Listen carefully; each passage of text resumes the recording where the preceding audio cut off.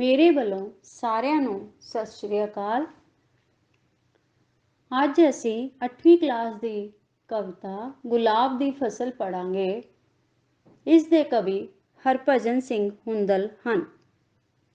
ਕਵੀ ਕਹਿੰਦਾ ਹੈ, ਸਿੱਖ ਧਰਮ ਵਿੱਚ ਪੈਰ ਰੱਖਣ ਵਾਲਿਆਂ ਨੂੰ ਗੁਰੂ ਗੋਬਿੰਦ ਸਿੰਘ ਜੀ ਨੇ ਸਥਾਪਿਤ ਕੀਤਾ ਹੈ। ਸਿੱਖ ਕੁਰਬਾਨੀ ਦੇ ਪੁਤਲੇ ਹਨ।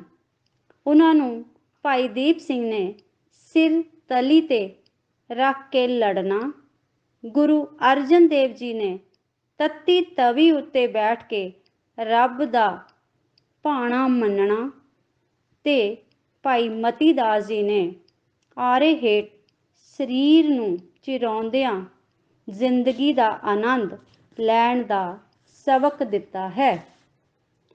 ਸਿੱਖ ਧਰਮ ਵਿੱਚ ਪੈਰ ਰੱਖਣ ਵਾਲਿਆਂ ਨੂੰ ਗੁਰੂ ਤੇਗ ਬਹਾਦਰ ਜੀ ਦਾ ਸ਼ਹੀਦੀ ਸਥਾਨ ਸੀਸਗੰਜ ਅਤੇ ਵੱਡੇ ਸਾਹਿਬਜ਼ਾਦਿਆਂ ਦਾ ਸ਼ਹੀਦੀ ਸਥਾਨ ਚਮਕੌਰ ਦੀ ਗੜੀ ਤੇ ਛੋਟੇ ਸਾਹਿਬਜ਼ਾਦਿਆਂ ਦਾ ਸ਼ਹੀਦੀ ਸਥਾਨ ਸਰਹੰਦ ਅੱਜ ਵੀ ਧਰਮ ਦੀ ਖਾਤਰ ਅਡੋਲਤਾ ਨਾਲ ਕੁਰਬਾਨੀਆਂ ਕਰਨ ਦਾ ਸਬਕ ਦਿੰਦਾ ਹੈ।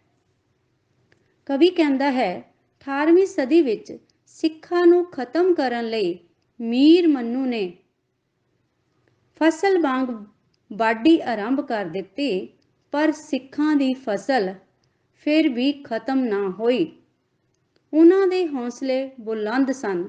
ਜਦੋਂ ਮੁਗਲ ਹਾਕਮਾਂ ਨੇ ਉਹਨਾਂ ਦੇ ਵੱਡੇ ਹੋਏ ਸਿਰਾਂ ਦੇ ਮੁੱਲ ਰੱਖੇ ਸਨ, ਉਹਨਾਂ ਭਾਈ ਮਨੀ ਸਿੰਘ ਵਰਗਿਆਂ ਦੇ ਬੰਦ ਕੱਟੇ, ਪਰ ਸਿੱਖੀ ਦੇ ਫੁੱਲ ਫਿਰ ਵੀ ਮਹਿਕਣੋਂ ਬੰਦ ਨਾ ਹੋਏ। ਉਹਨਾਂ ਨੇ ਯੋਧਿਆਂ ਸੋਬੇਗ ਸਿੰਘ, ਸ਼ਾਹਬਾਜ਼ ਸਿੰਘ ਨੂੰ ਚਰਖੜੀਆਂ ਉੱਤੇ ਚਾੜ ਕੇ ਉਹਨਾਂ ਦਾ ਸਿਦਕ ਪਰਖਿਆ, ਪਰ ਕਿਸੇ ਨੇ ਉਹਨਾਂ ਦੀ ਈਣ ਨਾ ਮੰਨੀ।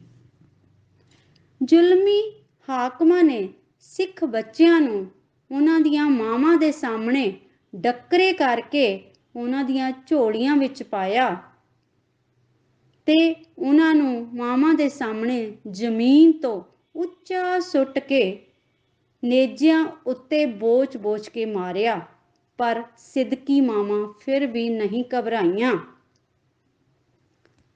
ਜੇਕਰ ਕਿਸੇ ਨੂੰ ਸਿੱਖਾਂ ਦੇ ਬਹਾਦਰੀ ਤੇ ਯਕੀਨ ਨਹੀਂ ਹੈ ਤਾਂ ਉਹ ਜਲਿਆਂਵਾਲੇ ਬਾਗ ਵਿੱਚ ਕਤਲੇਆਮ ਕਰਵਾਉਣ ਵਾਲੇ ਸਰ ਮਾਈਕਲ ਉਡਵਾਇਰ ਦੇ ਪਰਿਵਾਰ ਤੋਂ ਪੁੱਛ ਕੇ ਤਸੱਲੀ ਕਰ ਸਕਦਾ ਹੈ, ਜਿਸ ਨੂੰ ਊਧਮ ਸਿੰਘ ਨੇ ਇੰਗਲੈਂਡ ਜਾ ਕੇ ਮਾਰਿਆ ਸੀ। ਕਵੀ ਅਨੁਸਾਰ ਬਹਾਰ ਦੀ ਰੁੱਤ ਆਉਣ ਤੇ ਜਦੋਂ ਅੰਬਾਂ ਨੂੰ ਬੂਰ ਲੱਗਦਾ ਹੈ ਤਾਂ ਕੋਇਲ ਉੱਥੇ ਆ ਕੇ ਚਹਿਕਣ ਲੱਗਦੀ ਹੈ। ਇਸੇ ਤਰ੍ਹਾਂ ਜਿੱਥੇ ਜਿੱਥੇ ਸ਼ਹੀਦਾਂ ਦਾ ਲਹੂ ਡੁੱਲਦਾ ਹੈ, ਉੱਥੇ ਗੁਲਾਬ ਦੀ ਫਸਲ ਮਹਿਕਣ ਲੱਗਦੀ ਹੈ। ਉੱਥੇ ਅਣਖੀ ਯੋਧੇ ਪੈਦਾ ਹੁੰਦੇ ਹਨ। ਇਸ ਤਰ੍ਹਾਂ ਕਵੀ ਨੇ ਇਸ ਕਵਿਤਾ ਵਿੱਚ ਸਿੱਖਾਂ ਦਾ ਇਤਿਹਾਸ, ਸੂਰਬੀਰਤਾ, ਅਣਖ, ਸਿਦਕ ਤੇ ਧਰਮ ਵਿੱਚ ਦ੍ਰਿੜ ਰਹਿ ਕੇ ਸ਼ਹੀਦੀਆਂ ਪਾਉਣ ਦਾ ਇਤਿਹਾਸ ਵਰਣਨ ਕੀਤਾ ਹੈ। ਸਾਨੂੰ ਆਪਣੇ ਸ਼ਹੀਦਾਂ ਉੱਤੇ ਮਾਣ ਹੈ। ਉਹਨਾਂ ਸਾਨੂੰ ਦੱਸਿਆ ਹੈ ਕਿ ਜਦੋਂ ਦੇਸ਼ ਨੂੰ ਸਿਰਾਂ ਦੀ ਲੋੜ ਪਵੇ ਤਾਂ ਕਿਸ ਤਰ੍ਹਾਂ ਨਿਡਰਤਾ ਨਾਲ ਕੁਰਬਾਨੀਆਂ ਦੇਣੀਆਂ ਹਨ। ਹੁਣ ਕਵਿਤਾ ਹੈ। ਸਾਨੂੰ ਥਾਪਨਾ ਗੁਰੂ ਗੋਬਿੰਦ ਸਿੰਘ ਦੀ, ਸਾਨੂੰ ਥਾਪਨਾ ਗੁਰੂ ਗੋਬਿੰਦ ਸਿੰਘ ਦੀ, ਸੀਸ ਤਲੀ ਤੇ ਰੱਖਣਾ ਜਾਣਦੇ ਹਾਂ, ਸੀਸ ਤਲੀ ਤੇ ਰੱਖਣਾ ਜਾਣਦੇ ਹਾਂ। ਤੱਤੀ ਤਵੀ ਤੇ ਬੈਠ ਅਡੋਲ ਰਹੀਏ, ਤੱਤੀ ਤਵੀ ਤੇ ਬੈਠ ਅਡੋਲ ਰਹੀਏ। ਆਰੇ ਹੇਠ ਵੀ ਜ਼ਿੰਦਗੀ ਮਾਣਦੇ ਹਾਂ, ਆਰੇ ਹੇਠ ਵੀ ਜ਼ਿੰਦਗੀ ਮਾਣਦੇ ਹਾਂ।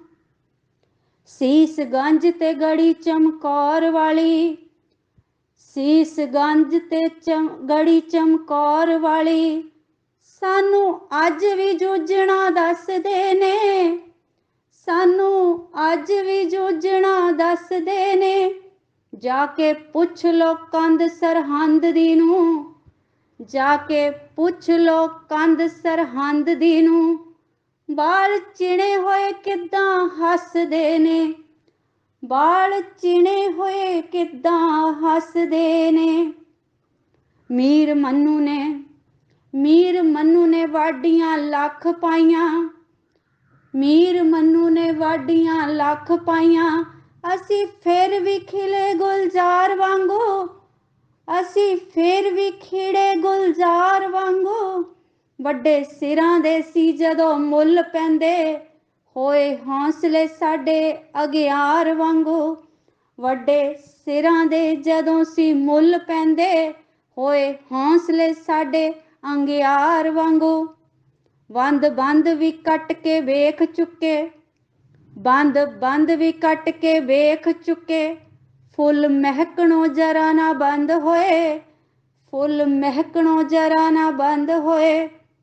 चाड़ चरखड़ी परखदे योद्धियां नू, चाड़ चरखड़ी परखदे योद्धियां नू, साडे कद सी होर बुलंद होए, साडे कद सी होर बुलंद होए। टोटे जिगर दे सामने करन टोटे, टोटे जिगर दे सामने करन टोटे, मामा डकरे चोली पवांदियां ने, मामा डकरे चोली पवांदियां ने। उच्चा सुट के बोच दे नेजियां ते, उच्चा सुट के बोच दे नेजियां ते, पोरा फिर भी नहीं घबराउंदियां ने, पोरा फिर भी नहीं घबराउंदियां ने। इस मिट्टी दे नाल है मोह सानू, इस मिट्टी दे नाल है मोह सानू, नाल लहू दे इस नू रंग दे रहे, नाल लहू दे इस नू रंग दे रहे। काहनूवाल दे जंगलां विच बैठे, काहनूवाल दे जंगलां विच बैठे, खैर देश दी फिर भी मंगदे रहे, खैर देश दी फिर भी मंगदे रहे। असी भाजियां मोड़ ना जाणदे हां, असी भाजियां मोड़ ना जाणदे हां, जाके पुछ लो मुगल दरबार कोलों, जाके पुछ लो मुगल दरबार कोलों। जेकर फिर भी किसे नू शक होवे, पुछ वेखियो डायर परिवार कोलों, जेकर फिर भी किसे नू शक होवे, पुछ वेखियो डायर परिवार कोलों। साडी पिठ ते खड़ा इतिहास साडा, साडी पिठ ते खड़ा इतिहास साडा, सानू माण है लहू दे रंग उत्ते, सानू माण है लहू दे रंग उत्ते। असी जाणदे हां किंज कुर्बान होना, सोने देश दी इक मंग उत्ते, असी जाणदे हां किंज कुर्बान होना, सोने देश दी इक मंग उत्ते। जदों अंबां नू लग्या बूर होवे, कोयल आण के उस थां चहकदी है, जदों अंबां नू लग्या बूर होवे, कोयल आण के उस थां चहकदी है। जिथे जिथे शहीदां दी रत डुले, उथे फसल गुलाब दी महकदी है, जिथे जिथे शहीदां दी रत डुले, उथे फसल गुलाब दी महकदी है, उथे फसल गुलाब दी महकदी है। धन्नवाद।